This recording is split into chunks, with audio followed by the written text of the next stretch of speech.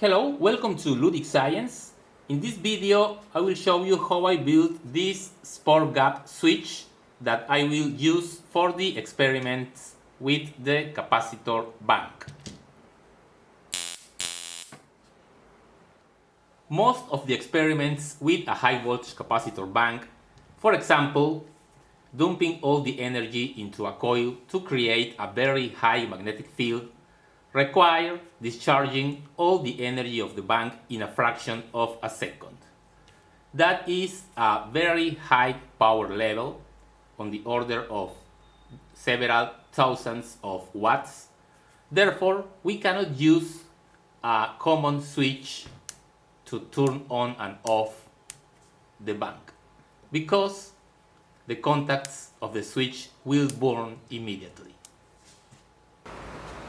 Next time you need a PCB for your electronics project, consider using the professional services of JLC PCB. JLC PCB is the world leader in PCB fabrication. You can order online. You just need to register, upload your Gerber file, and wait a few days for your PCBs at an unbeatable price. One option is to use high-power thyristors, such as these ones, but the disadvantage is that they are very expensive. So we will use a spark gap, triggered spark gap. The spark gap works in a very simple way. Suppose that this is our capacitor bank and we want to discharge the bank into a coil. The spark gap is nothing more than two pieces of conductor, two pieces of metal, very close to each other. The current cannot travel the circuit because there is an air space between the terminals of the spark gap. But remember that if the voltage is high enough, a spark can jump from one terminal to the other, closing the circuit. So this distance must be larger than the distance at which the voltage will cause a spark.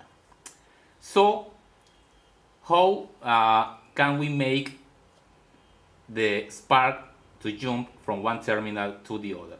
One option is to bring one of the contacts close to the other until the spark jumps and the capacitor discharges into the coil. But this presents mechanical problems. We need to find a way to move one terminal to the other. And there is another more easy way to do it.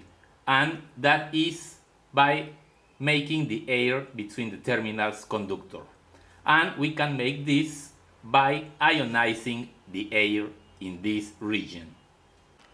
In order to ionize the air surrounding the spark gap, I will use this small high voltage power supply that has an output of several kilovolts, which is more than enough. This is the full circuit. We have our capacitor bank, our load, and this is the spark gap. Here we have the high voltage power supply.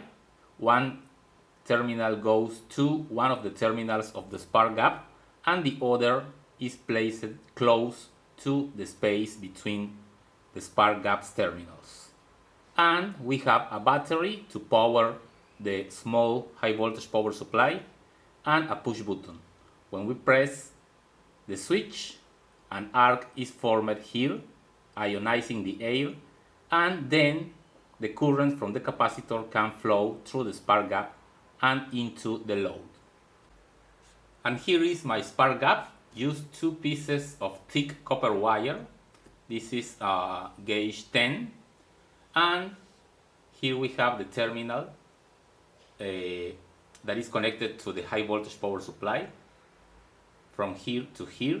Therefore, the spark forms in this region between the two terminals, ionizing the air. And as you can see, there is a small gap around 1 millimeters between the terminals of the spark gap. Well, this is my full setup. Here we have the spark gap, the high voltage power supply, a battery to power the high voltage power supply, and a push button switch. When we press the switch, you can see the spark in the middle of the terminals of the spark gap to ionize the air. And I've been using this small capacitor bank. It is connected to the spark gap and then into a very fine copper wire. So my intention is to vaporize the wire when the capacitor discharges into the wire. However, maybe the small bank will be not enough, but this is just a test of the system. And I am using my capacitor charger. I made a video previously. If you want to check it, the link is in the description. So we charge the capacitor bank and then we discharge into the small wire with the button. So let's see. Okay, so let's charge the capacitor bank. 500 volts, and let's see.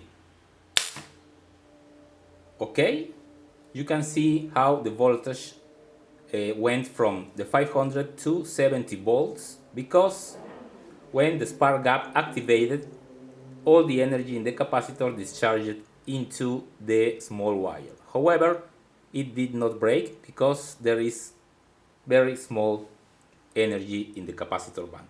Let's put some more voltage in the capacitor bank.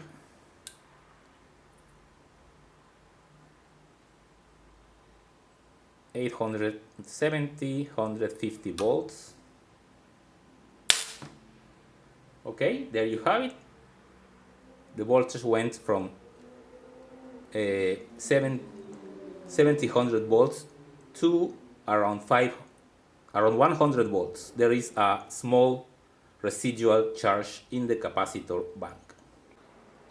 Okay, so the spark gap works pretty well. Therefore, I will use it in my experiments with the large capacitor bank, this one that I built in a previous video. If you want to see the construction, the link is in the description of this video. So I will make several experiments using this large capacitor bank in forthcoming videos. For today, that's all. Thanks for your visit and see you in the next video.